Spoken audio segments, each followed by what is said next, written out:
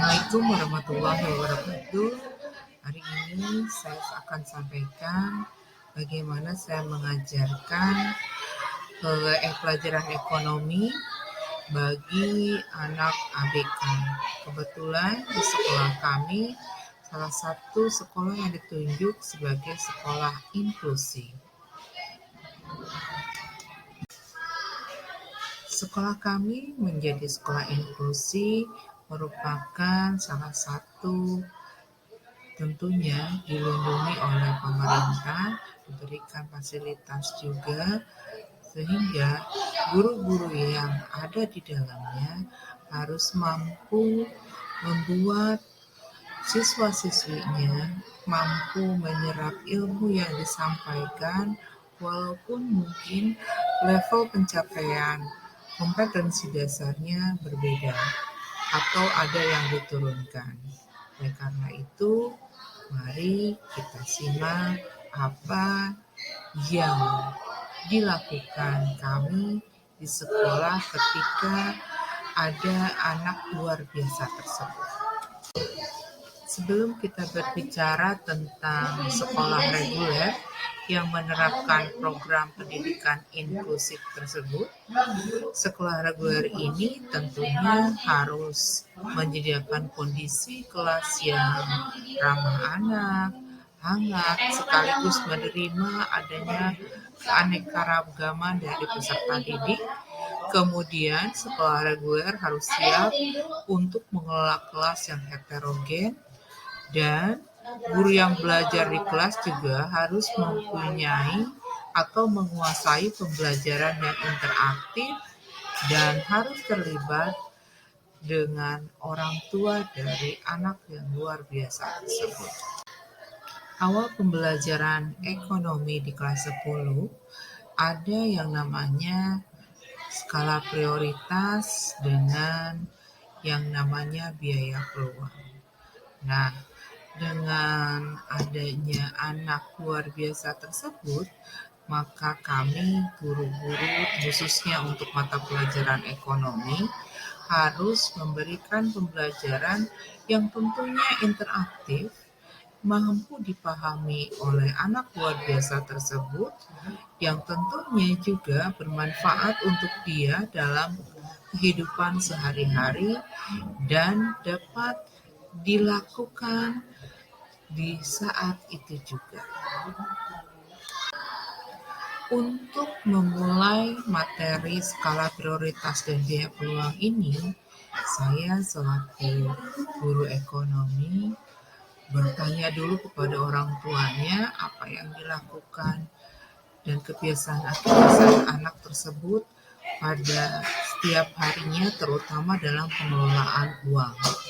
Ternyata dalam pengelolaan uang tersebut, anak tersebut oleh orang tuanya sudah dialokasikan dengan cara pertama di kantong dada kirinya itu ada uang khusus untuk berjajan, kemudian saku kanannya untuk ongkos, dan saku kirinya adalah dana cadangan jika dua dari saku tersebut ada uang yang hilang atau tidak cukup.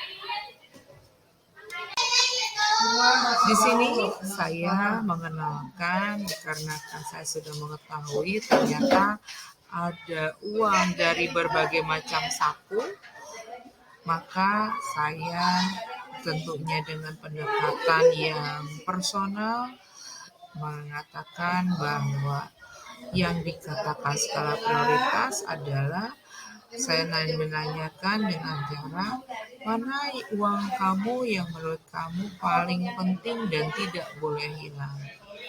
Pada awalnya siswa tersebut akhirnya bingung karena menurut dia semua uang yang ada di sakunya adalah penting. Nah, kemudian saya mencoba lagi bertanya, jika salah satu dari uang yang ada di saku tersebut hilang atau kurang, apa yang dilakukan? Nah, ternyata Siswa tersebut melihat bahwa kalau misalkan uang saku untuk ongkosnya hilang, maka ia akan berjalan kaki ke rumahnya. Nah, dengan hal tersebut berarti saya sudah mulai bisa masuk menyampaikan materi bahwa yang namanya biaya peluang adalah biaya yang tidak diambil dikarenakan kita memilih walaupun dengan terpaksa.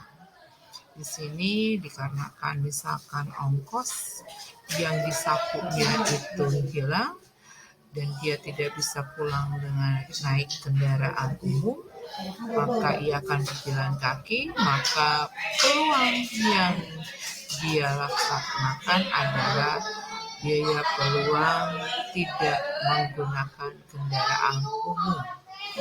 Kemudian saya bertanya lagi kepada dia, bagaimana menurut kamu uang yang paling penting dan jangan sampai hilang? Ternyata ia merasa bahwa uang untuk jajannya yang membuat dia harus betul-betul menjaganya supaya tidak hilang. Karena alasannya kalau uang jajan itu hilang, maka ia harus menahan diri untuk tidak berkonsumsi di kantin. Dari hal tersebut, maka saya bertanya lagi, kemudian apa yang dilakukan oleh siswa tersebut?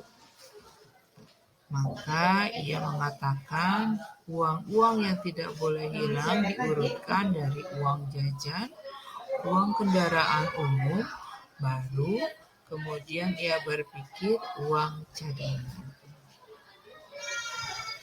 Oleh karena itu, dari hal tersebut, pengertian dari skala prioritas pun sudah selesai saya sampaikan walaupun dengan KD yang diturunkan.